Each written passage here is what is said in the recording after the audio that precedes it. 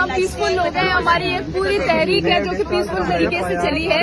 ہم نے کبھی بھی رول آف لا کو وائلیٹ نہیں کیا ہے. ہم نے کبھی بھی کانسٹیٹیوشن کو وائلیٹ نہیں کیا ہے. ابھی جس طریقے سے یہاں پہ ناجائز مقدمات لگائے جا رہے ہیں, ابھی مجھے بری کیا گیا ہے, اس کے باوجود ابھی دوبارہ سے یہاں پہ عدالتی ریمانڈ کے بعد مجھے چھوڑنے کے بعد دوبارہ میرے اوپر 3 MPO کے تحت کیسز لگائے جا رہے ہیں, جس کی وجہ سے مجھے گرفتار کیا جا رہا ہے. اس کے باوجود بھی ہم نے ہمیشہ سے قانون اور آئین کا احترام کیا ہے.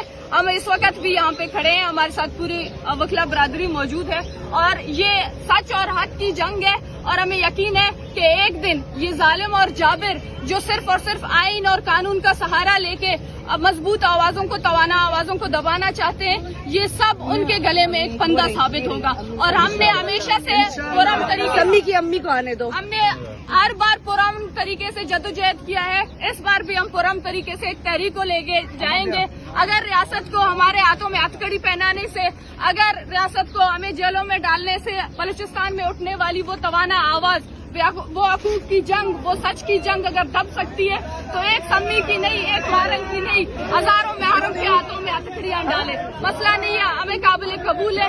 یہ جنگ ہمارے قوم کے لیے ہے, ہمارے عوام کے لیے ہے. سچ کی جنگ ہے, حق کی جنگ ہے, انصاف کی جنگ ہے. اور ہمیں پتا ہے کہ انصاف کی جنگ میں دشواریاں ہوتی ہیں, اور ہم ان تمام چیزوں کو فیس کرنے کے لیے تیار ہیں.